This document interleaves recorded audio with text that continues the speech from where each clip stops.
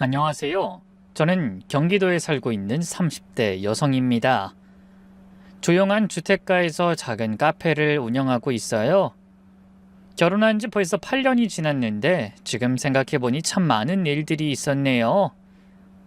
남편과는 연애 2년 만에 결혼했고요. 시어머니와 함께 살면서 나름대로 화목한 가정을 꾸려왔다고 생각했습니다. 시어머니는 제가 시집 올 때부터 정말 따뜻하게 대해주셨어요.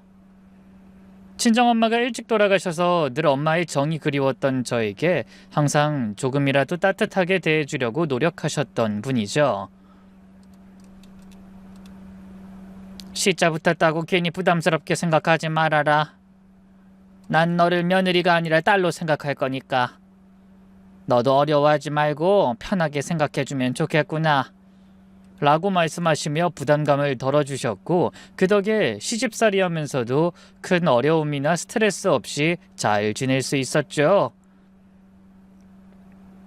남편이 일 때문에 집을 비운 동안에도 시어머니와 단둘이 지내는 시간이 힘들지 않았고, 오히려 서로를 의지하며 끈끈한 사이가 되었네요. 그런데 얼마 전 평화롭던 제 인생을 송두리째 뒤흔드는 일이 일어났습니다. 지금도 그 일만 생각하면 가슴이 떨리고 이가 갈리지만 동시에 시어머니에 대한 고마움으로 눈물이 납니다. 그 일을 통해 저는 살다 보면 뜻하지 않은 시련도 있고 때로는 가장 가까운 사람이 가장 큰 배신을 저지르기도 한다는 걸 뼈저리게 깨달았어요. 하지만 진정한 가족이 무엇인지, 그리고 나이와 경험이 얼마나 소중한 지혜가 될 수 있는지도 깨닫게 되었습니다. 그래서 비록 저에게는 아픈 기억이지만 혹시 저와 비슷한 상황에 계신 분들이나 가족관계로 고민이 있으신 분들에게 조금이라도 도움이 될까 싶어 이렇게 사연을 보내게 됐어요. 힘들었던 기억을 꺼내놓는 만큼 많은 분들이 끝까지 함께 해주셨으면 좋겠습니다. 제 남편은 중견기업에 다니는 평범한 직장인이었어요. 그런 남편이 갑자기 해외 출장을 가게 된 건 3년 전의 일이었네요. 베트남에서 야심차게 진행되는 대형 프로젝트를 맡게 됐다면서 내키지 않는 표정으로 출장길에 올랐습니다. 그런데 처음에 말한 6개월의 기간이 흐르고도 남편은 돌아오지 않았어요. 그러더니 일정이 길어져 당분간 올 수 없다는 말을 꺼내더군요. 솔직히 6개월도 길다고 생각했던 저는 할 말을 잃을 만큼 실망했죠. 은정아, 미안해. 조금만 더 기다려줘. 이번 프로젝트만 성공하면 나 정말 회사에서 인정받을 수 있을 거야. 그 이후로 남편은 제가 귀국 일정을 물을 때마다 항상 기다리라는 말만 반복했어요. 그렇게 6개월이 1년이 되고 1년이 2년이 되고 결국 3년이나 떨어져 살게 됐죠. 중간중간 한국에 들어올 기회도 있었는데 그때마다 급한 일이 생겼다며 오지 못했어요. 그 긴 시간 동안 만나지 못한 채 서로의 안부를 영상통화로만 확인했습니다. 처음 1년은 정말 힘들었어요. 연애 때부터 줄곧 붙어있던 남편이 갑자기 없으니까 집도 너무 썰렁한 것 같고 외롭더라고요. 밤에 혼자 잠들기도 외롭고 무거운 것을 들거나 전구를 갈아야 할 때도 막막했어요. 그럴 때 시어머니가 큰 의지가 되어주셨죠. 어머님은 60이 넘으셨지만 나이가 무색할 정도로 건강하고 활력이 넘치셨거든요. 어머님은 남편과 떨어져 지내는 저를 보고 안쓰러운 듯 말씀하셨어요. 우리 은정이 남편 없이 지내려니 얼마나 심심하고 외로우냐. 민수 올 때까지 내가 뭐든 도와줄 테니 어려워하지 말고 힘든 거 있으면 다 털어놔라. 그렇게 말씀하시며 남편의 빈자리를 대신 채워주려고 노력하셨죠. 늘 먹고 싶은 건 없는지 물으시고 계절이 바뀔 때마다 옷도 사주셨죠. 혹시 제가 감기라도 걸리면 밤새 간병을 해주시기도 했습니다. 그래서인지 저는 어머니를 시어머니가 아니라 진짜 친정엄마처럼 어려움 없이 대할 수 있게 됐어요. 그래도 남편이 그리운 건 어쩔 수 없어 가끔 저를 시댁에 내버려둔 채 와보지 않는 남편에게 서운함도 느꼈습니다. 하지만 남편도 해외에서 외로움을 견디며 열심히 일하고 있다는 걸 알았기 때문에 불평하지 않으려고 노력했어요. 영상통화할 때마다 살이 빠지고 피곤해 보여서 걱정이 될 정도였거든요. 여보, 살이 점점 빠지는 것 같아. 몸 관리 좀 해. 너무 무리하지 말고. 걱정하지 마. 이제 정말 얼마 안 남았어. 조금만 더 기다려줘. 남편을 항상 미안해하면서도 일에 최선을 다하고 있다고 했어요. 가끔 동료들과 찍은 사진도 보내주고 베트남 음식 사진도 보내주면서 나중에 함께 여행 오자고도 했죠. 그래서 저도 그리움을 참으며 남편이 돌아올 날을 손꼽아 기다렸습니다. 그렇게 시간이 흐르니 그래도 2년째부터는 좀 적응이 되더군요. 시어머니와 함께 사는 것도 더욱 편해졌고 남편 없는 생활에도 어느 정도 익숙해졌습니다. 그맘때는 어머님과 함께 요리 클래스도 다니고 등산 모임에도 나갔어요. 어머님 친구분들도 남편 없이 시어머니를 잘 따르며 사는 저를 많이 칭찬해 주셨네요. 아유, 이 집 며느리 참 착하고 예쁘네. 어떻게 1년 넘게 남편 없는 집에서 시어머니 모시고 기다리니? 아유, 요즘 같은 세상에 이런 며느리가 어딨어. 그런 말씀을 들을 때마다 뭔가 뿌듯했어요. 남편을 믿고 기다리는 저 자신이 자랑스럽기도 했고요. 그런데 3년째가 되니까 다시 조금씩 서운함이 살아나더라고요. 아무리 일이 중요하다고 해도 3년 동안 한 번도 다녀가지 못한다는 게 이해되지 않았어요. 명절에도 못 오고 제 생일에도 못 오고 심지어 시어머니 생신에도 못 왔거든요. 자기 도대체 언제 들어와? 어머님도 많이 보고 싶어 하시는데. 알아, 나도 정말 보고 싶어. 이번 달 안에 꼭 들어갈게. 프로젝트가 거의 마무리 단계야. 그렇게 항상 다음을 기약하며 저를 달래던 남편이었죠. 그러던 어느 날, 일주일 넘게 전화통화가 되지 않던 남편이 갑자기 연락해 깜짝 놀랄 소식을 전하는 게 아니겠어요? 자기야, 나 급하게 귀국하게 됐어. 지금 공항에서 출발해. 2시간 후면 집에 도착할 것 같아. 뭐라고? 그게 무슨 소리야? 지난주까지만 해도 그런 얘기 없었잖아. 자기 놀라게 해주고 싶어서 그랬지. 금방 갈 테니 기대하고 있어. 알았어. 조심히 와. 전화를 끊고 저는 너무 기뻐서 정신없이 달려나가 거실에서 TV를 보고 계신 어머님에게 외쳤습니다. 어머님, 그이가 지금 인천공항이래요. 뭐? 너 그게 무슨 소리니? 민수가? 네. 깜짝 놀라게 해주고 싶어서 말도 없이 왔나 봐요. 그게 정말이냐? 지금 민수가 집으로 온다는 거지? 네, 그렇다니까요. 어머님도 안 믿기시죠? 저는 기쁨에 들떠 눈물까지 글썽이며 말했어요. 드디어 오매불망 기다리던 남편을 만나게 된다는 생각에 얼굴이 붉어지고 심장은 미친 듯이 뛰었죠. 하지만 어머님은 저보다 더 놀라셨는지 눈만 크게 뜨고 바라보실 뿐 별다른 답이 없으셨네요. 그 모습을 지켜보던 저는 얼른 냉장고로 달려가 안을 들여다보다 또다시 흥분한 목소리로 말했습니다. 그이 고기 좋아하는데 하필 오늘 고기가 뚝 떨어졌네요.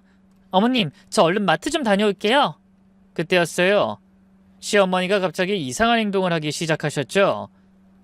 남편이 온다는 말을 듣고부터 얼굴이 굳어있던 어머니가 다급하게 방으로 들어가 큰 가방을 꺼내셨습니다. 그러더니 서랍을 열어 옷가지를 가방에 막 집어넣기 시작하시는 거예요. 저는 깜짝 놀라서 어머님을 향해 물었네요. 어머님, 갑자기 뭐 하세요? 은정아. 어머님 목소리가 떨리고 있었어요.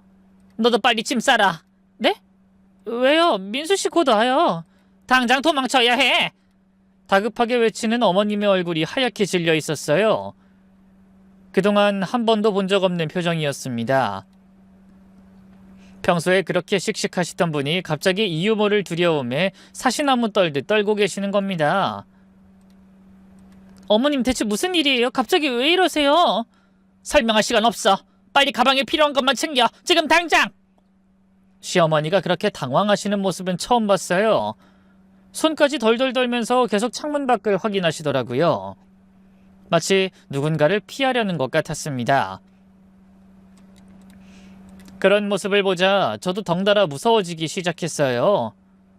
뭔지 모르겠지만 정말 심각한 일이 생긴 것 같았거든요. 그래서 묻지도 따지지도 않고 일단 옷가지와 중요한 서류들을 가방에 넣었어요. 어머님, 그이한테도 연락할까요? 연락하면 안 돼. 절대 안 돼. 어머님은 기겁하며 소리치셨어요. 그런 모습을 보니 더욱 정신이 없고 혼란스러웠죠. 3년 만에 돌아오는 사람한테 왜 연락하면 안 되는 거지? 도대체 무슨 일인 거야? 머릿속으로 수만 가지 질문이 떠올랐지만 너무나 절박해 보이는 어머님에게 한마디도 묻지 못했어요. 그래서 일단 어머님을 따라야겠다는 생각이 들었네요. 3년 동안 절 그렇게 잘 돌봐주신 분이 이상한 행동을 하실 리는 없다고 생각했거든요. 어머님 준비됐어요. 그래, 빨리 차에 타자. 시어머니는 차 열쇠를 들고 서둘러 나가셨어요. 저도 가방을 들고 따라 나섰죠. 그런데 집을 나서면서 뒤돌아보니 정말 이상한 기분이 들었어요. 3년 동안 기다린 남편을 이제야 만나게 됐는데 집으로 오는 남편을 두고 그냥 떠나야 하는 현실이 믿어지지 않았네요. 하지만 어머님은 지체할 시간이 없다는 듯 제가 차에 타자마자 급하게 시동을 걸었습니다. 평소에 안전운전을 고집하시던 분이 그날은 무척 허둥대셨죠. 어머님 대체 어디로 가는 거예요? 무슨 일인지 좀 알려주세요. 그제야 시어머니가 무거운 한숨을 쉬며 입을 여셨어요. 은정아, 정말 미안하다. 내가 너한테 숨긴 게 있다. 그러더니 한참을 달려 한적한 길가에 차를 세운 뒤 심각한 표정으로 말씀하기 시작하셨네요. 예, 내가 지금부터 하는 말 놀라지 말고 잘 들어라. 네, 어머님, 무슨 일이세요? 민수는 말이야. 해외 출장 간 게 아니었어. 네? 그게 무슨 말씀이세요? 저는 시어머니 말씀을 이해할 수 없었어요. 남편은 분명히 해외에 일하러 갔는데 무슨 말씀인지 모르겠더라고요. 민수는 3년 전부터 여기 국내에서 다른 여자하고 살고 있었어. 어머님, 그게 무슨 말도 안 되는 말씀이세요. 그이 회사에서 출장 갔잖아요. 그게 아니라고 하잖니. 내 말을 좀 끝까지 들어봐라. 나도 얼마 전에야 우연히 알게 된 일이다. 어머님은 떨리는 목소리로 계속 말씀하셨어요. 내가 한 달 전쯤 친구들하고 대구에 갔었어. 내 친구 딸이 대구에서 결혼한다고 했던 거 기억하지? 네, 기억나요. 그때 옷까지 사입고 기분 좋게 나가셨잖아요. 헌데 그날의 기억을 더듬다 보니 이상했던 일이 떠올랐어요. 집에서 나가실 때까지만 해도 기분 좋았던 어머니가 다음날 어두운 얼굴로 돌아와 하루 종일 끙끙 앓으시더라고요. 병원에 가자고 말씀드려도 괜찮다고만 하셔서 저도 소가리를 했었죠. 제가 그때의 기억을 떠올리고 있을 때 어머니가 마른 침을 꿀꺽 삼키고 다시 말씀을 시작했어요. 그때 내가 그럴 수밖에 없는 이유가 있었어. 나 사실 그날 대구에서 우연히 민수를 봤다. 처음엔 잘못 본 줄 알았는데 틀림없이 내 아들이더라. 근데 민수가 모르는 여자랑 같이 있었어. 처음엔 회사 사람인 줄 알았는데. 어머님은 잠시 말씀을 멈추고 한숨을 쉬셨어요. 저는 어안이 벙벙해서 아무 말도 하지 못하고 눈만 껌뻑이며 다음 말을 기다렸습니다. 근데 앞만 봐도 이상한 거야. 일 얘기를 나누는 게 아니라 누가 봐도 부부처럼 행동하더라고. 그래서 몰래 따라가 봤더니 같은 아파트에 들어가더라. 말도 안 돼요. 어떻게 그런 일이 있어요? 그인 분명히 해외에 있잖아요. 내가 너한테 거짓말할 이유가 뭐가 있겠니? 나도 믿고 싶지 않았어. 내 아들이 그런 짓을 할 리 없다고 생각했지. 근데 말씀을 다 잊지 못한 어머님은 가방에서 핸드폰을 꺼내 저에게 내밀며 말씀하셨어요. 이것 봐라. 그날 내가 몰래 찍은 거야. 헌데 시어머니가 내민 핸드폰 속 사진에는 남편이 낯선 여자와 진한 애정 표현하는 모습이 담겨 있었어요. 저는 눈을 의심하며 몇 번이나 사진을 다시 확인했습니다. 하지만 사진 속의 남자는 분명히 제 남편이었어요. 아무리 봐도 여자는 처음 보는 사람이었는데 두 사람이 손을 잡고 걸어가는 모습과 카페에 마주 앉아 이야기하는 모습, 그리고 아파트 현관에서 허리에 손을 감고 입 맞추는 모습까지 믿을 수 없는 모습들이 찍혀 있었습니다.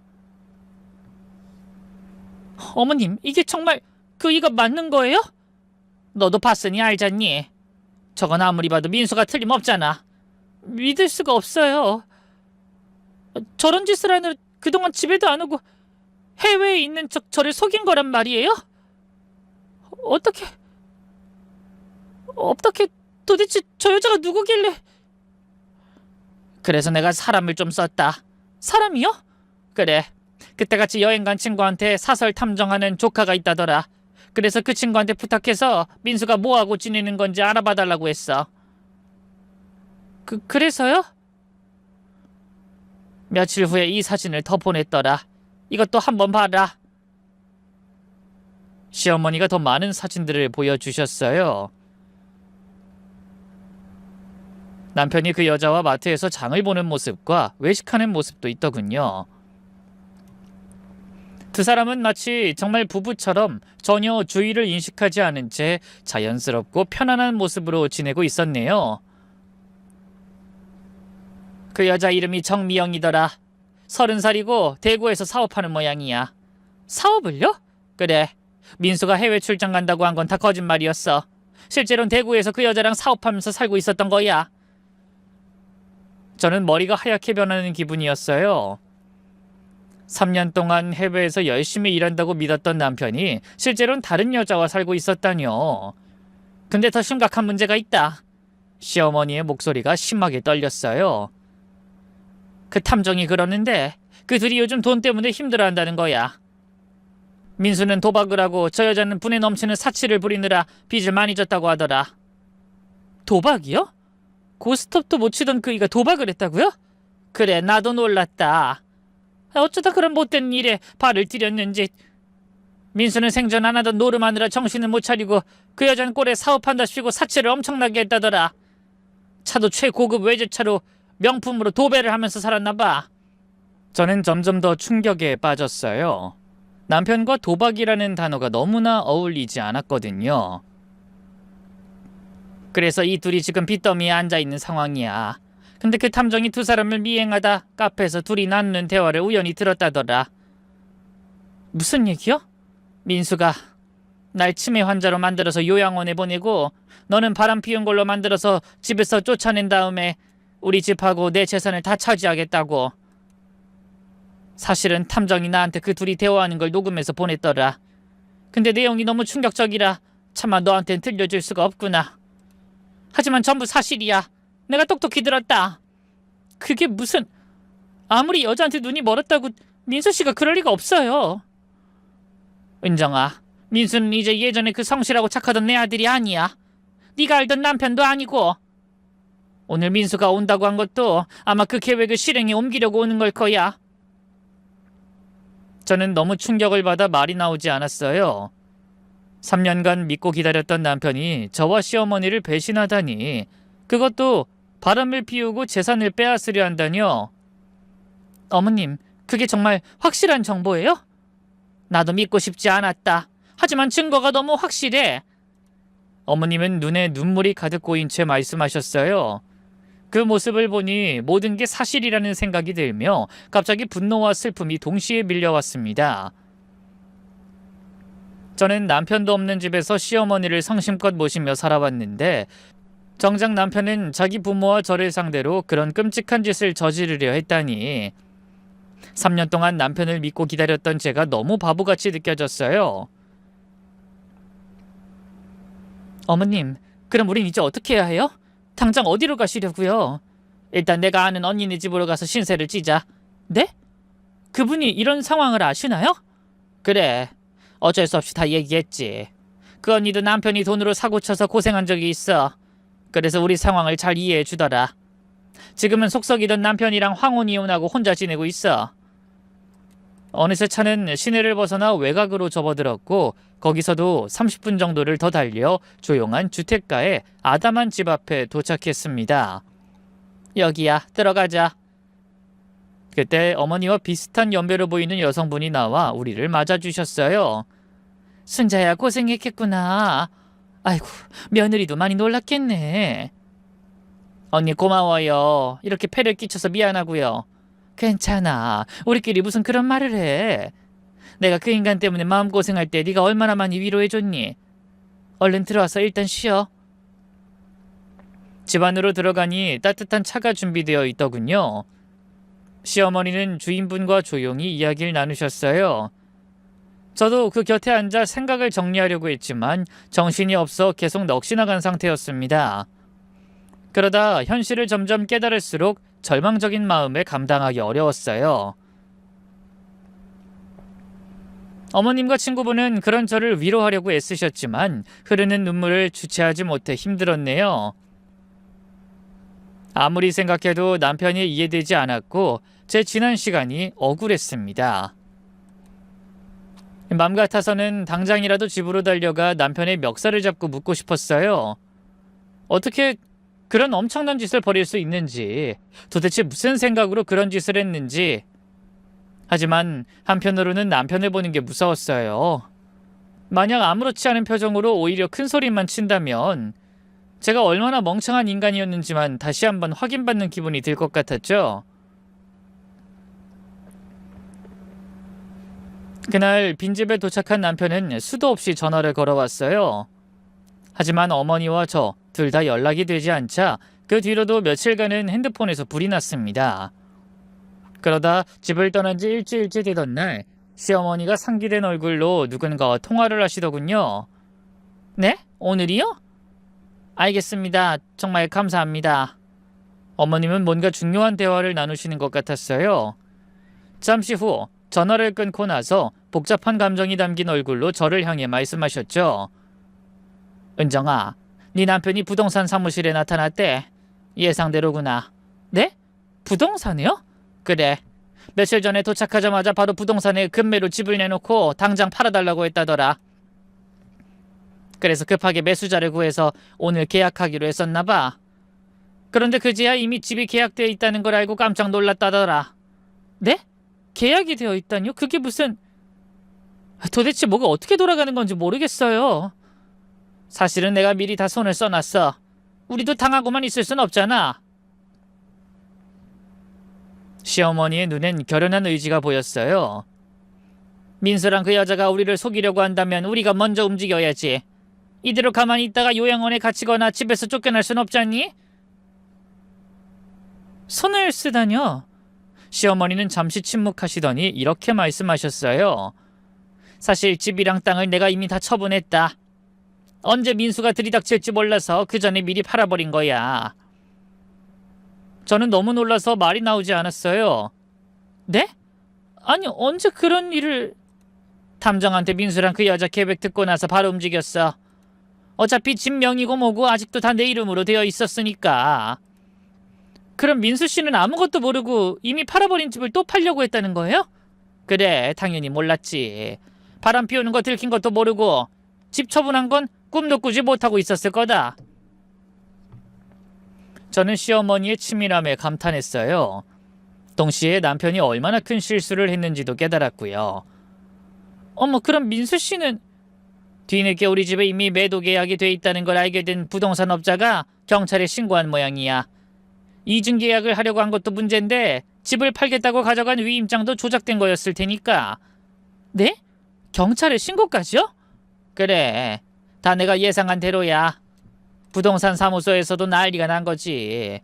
이미 팔린 집을 또 팔겠다고 계약하려고 했으니.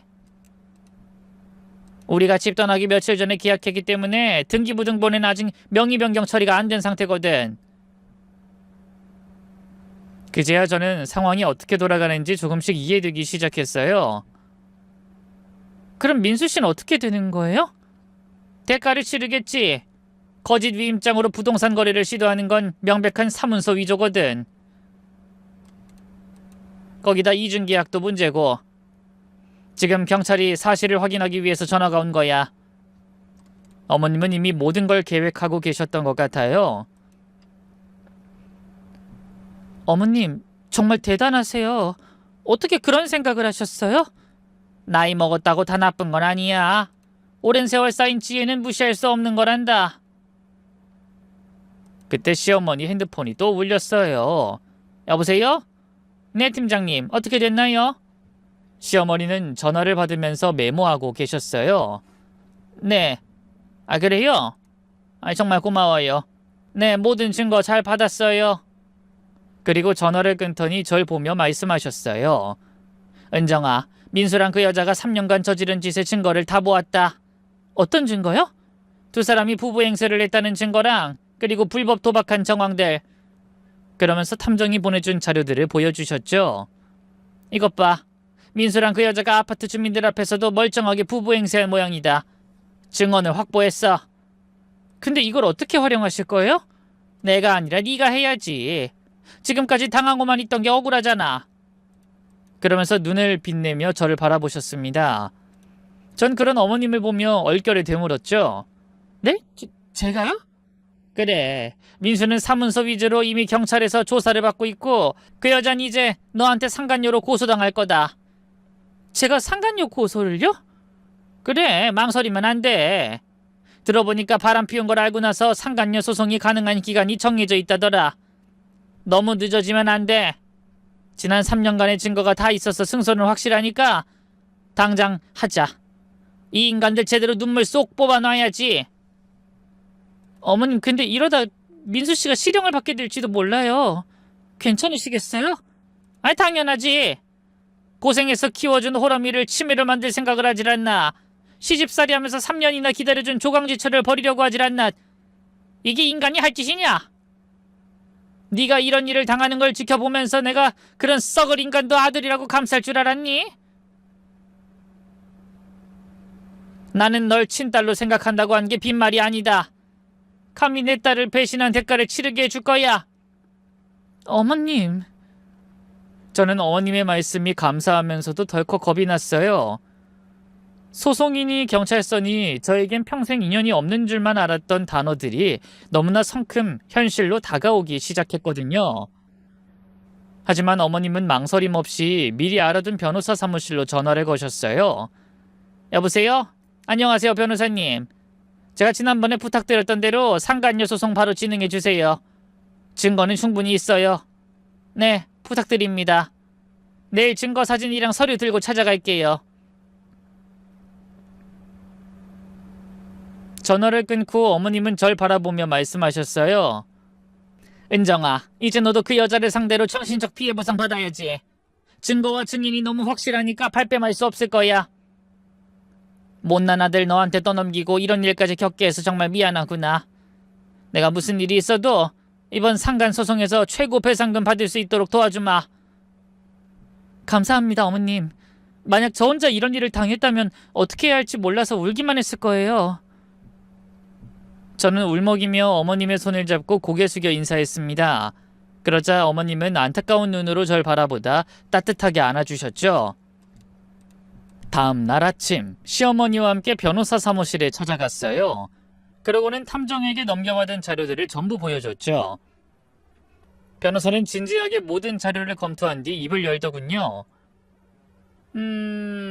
이 정도 증거면 상간녀 소송은 확실히 승소할 수 있어요. 특히 3년간 부부 행세를 했다는 증언들이 매우 중요한 증거가 됩니다. 그럼 배상금은 얼마나 받을 수 있을까요? 어머님의 질문에 변호사가 확신에 찬 표정으로 답했습니다. 보통 상간녀 소송은 승소해도 받을 수 있는 위자료가 2천만 원 정도가 일반적입니다. 하지만 이 경우는 며느님이 시어머님과 함께 살면서 며느리로서의 도리를 다하는 동안 거짓 핑계를 대면서 부부 행세까지 한 정황과 그 기간도 짧지 않아서 더 많이 받을 수 있을 것 같습니다. 변호사님은 또 다른 자료를 보여주셨어요. 그리고 사문서 위조와 사기, 불법 도박 건은 형사처벌 대상이에요. 실형까지 갈 가능성이 높습니다. 실형이요? 네. 특히 여기 다른 자료들 보면 아드님과 상간녀가 친어머니를 치매로 몰아서 재산을 강탈하려고 불법적인 경로로 치매 진단서까지 위조하기 위해 브로커와 접촉한 증거도 있어요. 이건 가중처벌 사유까지 갈 수 있는 중대한 사안입니다. 그 말에 시어머니는 제 손을 꼭 잡으며 승리를 확신하는 미소를 지으셨어요. 며칠 후 상간녀 소송 서류가 상간녀에게 전달됐다는 연락을 받았어요. 그러자 바로 다음 날 즉시 반응이 왔습니다. 시어머니가 고용한 탐정이 바로 연락을 해왔더라고요. 탐정의 연락을 받고 의미심장하게 웃던 시어머니가 말씀하셨어요. 은정아, 이것 봐. 그 상간녀가 사는 아파트에서 난리가 났단다. 네? 무슨 난리요? 소장이 배달되면서 아파트 주민들이 다 알게 된 모양이야. 그 여자가 3년간 유부남과 살면서 남의 가정 파탄내고 부부인 척 살았다는 거 말이야. 네? 우체국 등기로 본인한테 배송된다고 했는데 그걸 주민들이 어떻게 알았을까요? 너 여자들 촉이 얼마나 무서운지 모르니? 둘이 맨날 붙어다니면서 부부라고 해도 의심하는 사람들이 있었던 것 같더라. 한창 어린 20대들 애들도 아니고 나이 30이 훌쩍 넘은 것들이 길바닥에서 그렇게 쪽쪽거리고 다니니 이상하다고 생각했겠지. 아, 그럴 수도 있겠네요. 그래서 가뜩이나 이상하다고 생각했는데 법원 등기 받는 걸 본 이웃 사람들이 확신하고 소문낸 것 같더라. 한두 명이 아니라 온 동네 여자들이 신나서 떠들어댄 거라 누구 하나 딱 잡아서 명예훼손으로 고소할 수도 없는 상황인가 봐. 대한민국 아줌마들이 얼마나 무서운지 제대로 알았겠네요. 당연하지. 아주 죽을 맛이겠더라. 그냥 소문만 나서 수근거리는 정도가 아닌 것 같아. 3년간이나 자기들을 속였다고 화가 단단히 났는지 관리사무소에도 항의 전화가 빗발치고 불륜남녀 추방하라고 누가 현수막도 걸었나 봐. 항의 전화요? 그래. 그런 부도덕한 사람들이랑 같은 아파트에서 살 수 없다고 내보낼 수 없냐는 항의 전화가 엄청나다더라. 남의 남자 뺏어서 부부 행세할 땐 그 정도 각오는 했어야지. 그런데 문제는 그게 끝이 아닌 것 같았어요. 같은 아파트에 살던 두 사람의 사업 관련된 파트너가 이 사실을 알아버린 겁니다. 그래서 약속했던 투자건에서도 손을 떼겠다고 통보한 것 같더군요. 어머님은 흥분한 듯 높아진 목소리로 말씀하셨어요. 나도 젊어서 사업을 해봤지만 사업에서 상대 거래처가 얼마나 중요한지 모른다. 그런데 저렇게 사생활에 대해서 지저분한 소문나는 사람들 치고 사업도 똑바로 하는 경우가 드물지. 그걸 아는 사람들은 절대로 저 둘하고 계속 일하려고 하지 않을 거다. 다 자업자득이야. 그러면서 사설 탐정이 찍어보낸 사진까지 보여주셨어요. 아파트 입구에 불륜녀 추방이라고 붉은 글씨로 쓰인 현수막이 걸려있는 모습이었죠. 이렇게까지 저 대신 주민들이 복수해주고 있는 기분이에요. 이게 다가 아니야. 더 심한 일도 있었어. 또 다른 사진엔 상간녀의 집 앞에 날달걀이 던져진 흔적들이 찍혀 있었어요. 주민들이 화가 나서 달걀을 던진 모양이더라. 망신도 그런 망신이 없지. 어머나, 주민들이 정말 화가 많이 났나 봐요. 역시 우리나라에서는 죄짓고는 못 살 것 같아요. 당연하지. 두고 봐라. 이제 투자도 못 받고 지역 주민들도 등 돌리면 하루아침에 쪽박 차는 건 일도 아니야. 사랑이고 나발이고 먹고 살기 힘들면 다 소용없어지는 거지. 내가 장담하는데 그 인간들 서로 물어뜯는 거 얼마 안 남았어. 그러더니 며칠 후 정말 신기한 소식이 전해졌어요. 마치 어머님이 미래를 보신 듯 말씀하셨던 일이 그대로 일어난 겁니다. 은정아, 그 인간들이 아주 궁지에 몰린 모양이더라.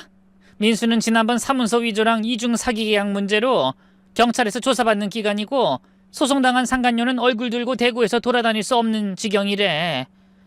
그래서 둘이 아주 대판한 모양이더라. 싸웠다는 말씀이세요? 그래. 아파트 주민들이 고함을 다 들을 정도로 격렬하게 싸웠다더라. 사람들이 신고해서 경찰까지 출동할 정도였나 봐. 네? 아니, 얼마나 심하게 싸웠길래 어머님이 말씀하신 대로 된 거네요? 당연하지. 내가 뭐라 그랬니? 가뜩이나 도박이랑 카드 때문에 빚더미에 올라앉았는데 투자자도 다 떨어져 나가니 얼마나 앞이 캄캄하겠니? 그 책임을 서로 떠넘기면서 싸웠겠지. 말 그대로 아주 피 튀기게 싸운 것 같더라니까. 그 소식을 들으니 처음엔 답답한 가슴이 뻥 뚫리는 것처럼 후련했어요. 하지만 이내 씁쓸한 기분을 떨칠 수가 없었습니다. 고작 그까짓 일로 헤어질 만큼 얄팍한 사이였으면서 저와 어머니에게 평생 잊을 수 없는 상처를 남겼다는 게 허무하고 너무 화가 나더라고요. 그리고 얼마 후에 두 사람이 완전히 헤어졌다는 소식이 들려왔어요. 안 그래도 빚에 쪼들리던 상간녀는 저에게 소송당하고 당황해 급한 마음에 본가로 돌아가 부모님께 도와달라고 손을 벌린 모양이에요. 하지만 딸이 유부남을 꼬여내 불륜 행각을 펼쳤다는 사실에 충격받은 부모님이 집에서 쫓아내다시피 했다더군요. 자신을 낳아준 어머니와 조강지처를 벌인 남편의 상황도 별다르지 않았습니다.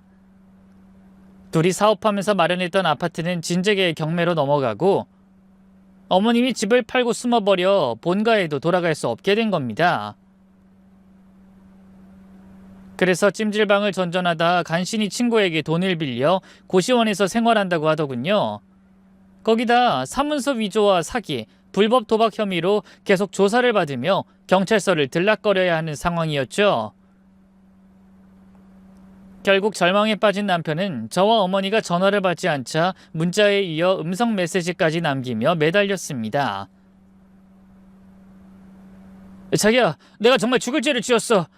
근데 자기가 오해하는 게 있어. 난 정말 그러려고 한 게 아닌데 그 여자가 막무가내로 들이댄 거야. 난 당신을 배신하기 싫어서 끝까지 버티려고 했는데 거의 반강제로 끌려다닌 거라니까. 엄마, 제발 경찰에 내가 일부러 이중 계약하려고 한 게 아니라고 증언 좀 해주세요. 난 정말 엄마가 집 팔려고 계약한 것도 몰랐고 엄마 인감도장이랑 위임장 위조한 것도 내가 아니라 그 여자가 시켜서 한 일이에요. 제발 저 좀 믿어주세요. 이대로 하나 있는 아들이 콩밥 먹는 거 보셔야 속이 시원하시겠어요? 하지만 어머님과 저는 치를 떨며 메시지를 핸드폰에서도 저희의 머릿속에서도 지워버렸습니다. 얼마 후 드디어 상간녀 소송의 재판일이 다가왔어요. 법정에 나타난 상간녀는 제가 사진에서 보아온 사람과는 완전히 다른 모습이더군요. 진한 화장과 명품으로 치장한 화려한 모습은 온데간데 없고 초라하고 지친 모습이었죠. 하지만 처벌은 받고 싶지 않은지 다 죽어가는 목소리로 눈물을 펑펑 흘리며 자신은 죄가 없다고 주장했어요.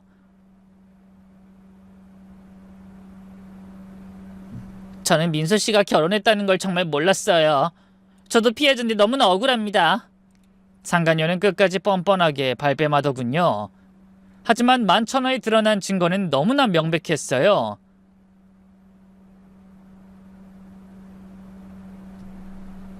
재판장님, 이 메시지를 보시면 피고가 원고의 남편이 기혼자라는 걸 충분히 알고 있었음을 확인할 수 있습니다.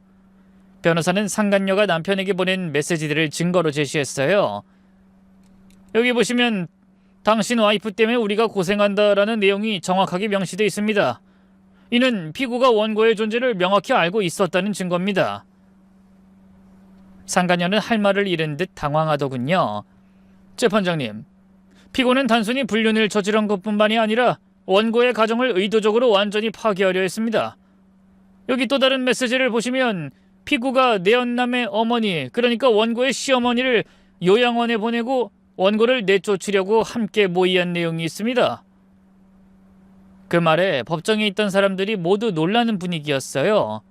이는 단순한 불륜이 아니라 계획적이고 악의적인 가정 파괴 행위입니다.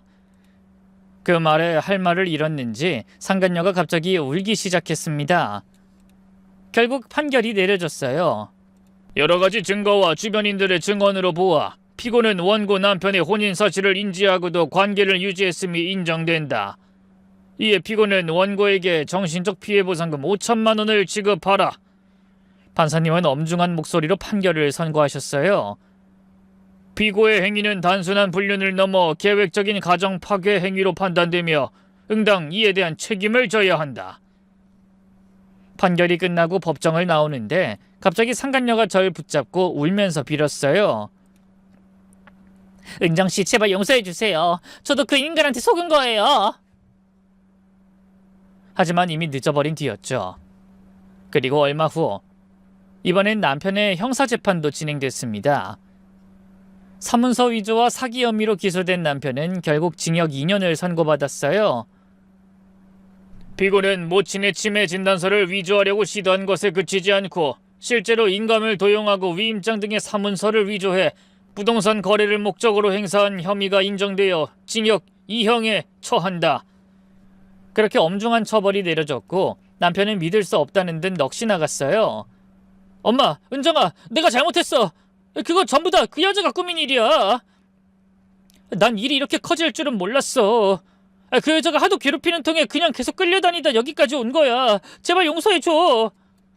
하지만 어머님은 돌아보지도 않은 채 말씀하셨어요. 난 이제 아들 없다고 생각할 거야. 그러니 너도 부질없는 기댄 버리고 반성하면서 죗값 제대로 치르거라. 그러자 남편은 무거운 대가를 치르게 됐고 내연녀는 저에게 줄 배상금과 사채로 생긴 빚을 갚기 위해 밤낮 없이 일해야 했습니다. 듣기로는 편의점, 고깃집, 건물 청소, 닥치는 대로 일한다고 하더군요. 인간으로서의 양심을 버린 두 사람이 각자 비참한 현실을 살아가게 된 거죠. 폭풍 같던 모든 일들이 마무리됐지만 후련하지만은 않았어요. 8년간의 결혼 생활이 그렇게 허무하게 끝날 줄은 꿈에도 몰랐으니까요. 저는 공허한 마음을 안고 어머님에게 물었습니다. 어머님, 전 이제 어떻게 살아야 할까요? 뭘 하긴, 넌 이제 자유야. 그동안 못난 남편 때문에 마음고생한 거 훌훌 털어버리고 네 인생 새롭게 시작하면 돼. 하지만 전 경력 단절된 지도 오래됐고 뭐부터 어떻게 시작해야 할지 모르겠어요. 그때 어머니가 제 손을 잡고 따뜻하게 말씀해 주셨어요. 내가 있잖아. 우리 둘이 지금처럼 새로운 삶을 만들어 가보자. 지금까진 내가 네 시어머니였지만 이제부턴 진짜 엄마가 돼서 서로 의지하면서 살아가는 거야. 난 아들과 며느리를 잃었지만 오늘부터 진짜 딸을 얻었다고 생각할 거야. 그 말씀에 저는 눈물이 핑 돌아 어머님에게 안겨 한참을 울었습니다. 그리고 그날 이후로 저와 어머님은 고부간이 아닌 진정한 모녀지간으로 다시 태어나게 됐어요. 그런데 며칠 후 어머님이 중요한 말씀을 하나 꺼내셨습니다. 은정아, 엄마가 중요하게 할 얘기가 있어. 무슨 얘기야, 엄마? 집을 팔아서 생긴 돈으로 우리 둘이 카페를 한번 해보는 거 어떨까? 카페요? 그래. 조용한 동네에 작은 카페 하나 차리는 거야. 엄만 집에서 쿠키며 빵 만들기를 좋아하고 넌 바리스타 자격증 있잖니. 사실 저는 남편이 해외에 있는 동안 외로움을 달랠 겸 커피에 대해 공부하며 바리스타 자격증을 따놓은 상태였어요. 저는 어머니의 제안에 깜짝 놀라 물었습니다. 그렇긴 하지만 경험도 전혀 없는데 괜찮을까요? 아니, 당연히 처음 해보는 거야. 다 어려운 법이지.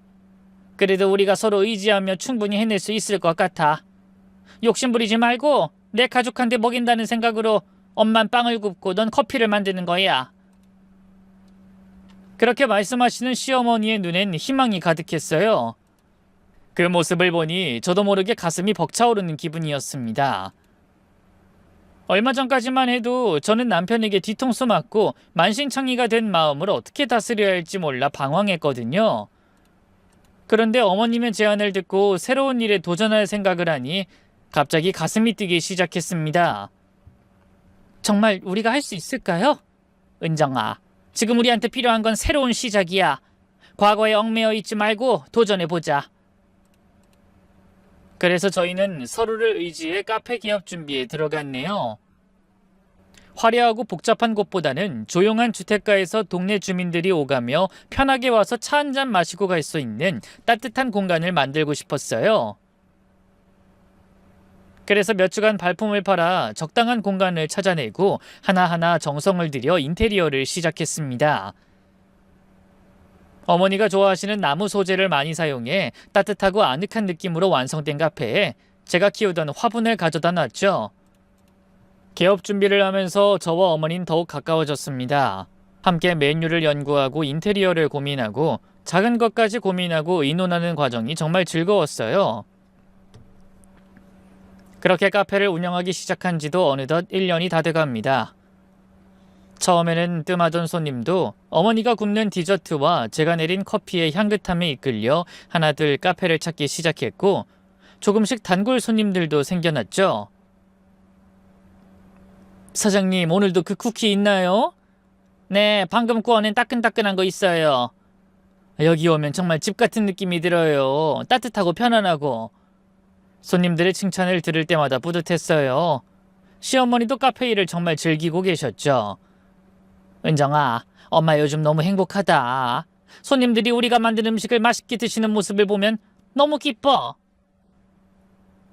하루는 동네에 이사 왔다며 처음 카페를 들른 손님이 이런 말씀을 하셨어요. 아, 모녀가 사이좋게 일하시는 모습 보니 너무 부럽네요. 같이 일하면 서로 의견이 안 맞아서 싸우는 날 없으세요? 그 말에 어머니와 저는 서로의 얼굴을 바라보며 빙긋이 웃었습니다. 그러고는 제가 대답했죠. 싸우긴요. 서로 웃으면서 행복할 시간도 부족한데요. 그 말을 들은 시어머니가 제 손을 꼭 잡아주시더군요. 계절이 바뀌고 또 바뀌면서 저희 카페는 동네에서 없어서는 안 될 소중한 공간이 되었습니다. 카페가 자리 잡는 시간 동안 저희 두 사람도 상처받은 마음을 위로받고 진정한 가족의 의미를 깨달을 수 있었네요. 혈연이라고 해서 무조건 가족이 되는 게 아니고 남이라고 해서 가족이 될 수 없는 것도 아니라는 걸 배웠죠. 진심으로 서로를 아끼고 사랑하는 마음, 그것이 진짜 가족을 만드는 필수 조건이라는 걸 알게 된 겁니다. 저는 비록 남편에게는 배신당했지만 시어머니라는 진짜 가족을 얻었어요. 어머님은 요즘도 늘 입버릇처럼 이런 말씀을 하세요. 은정아, 너 아직 젊어. 다가오는 사람 있으면 밀어내지 말고 관심 가란 사람 있거든 꼭 용기 내서 만나봐라. 네 혼수는 꼭 내 손으로 직접 해줄 거다. 그런 어머님의 말씀에 저는 조용히 웃지만 솔직히 아직까지는 어머님과 둘이 만들어가는 일상이 너무나 소중하고 행복합니다. 부디 앞으로도 저희의 이런 행복이 향긋한 커피향처럼 오래도록 은은하게 퍼져나가길 간절히 기도합니다. 그럼 긴 사연에 함께 해주신 여러분의 하루에도 따뜻한 사랑과 축복이 함께 하시길 바라며 저는 인사드리겠습니다. 감사합니다.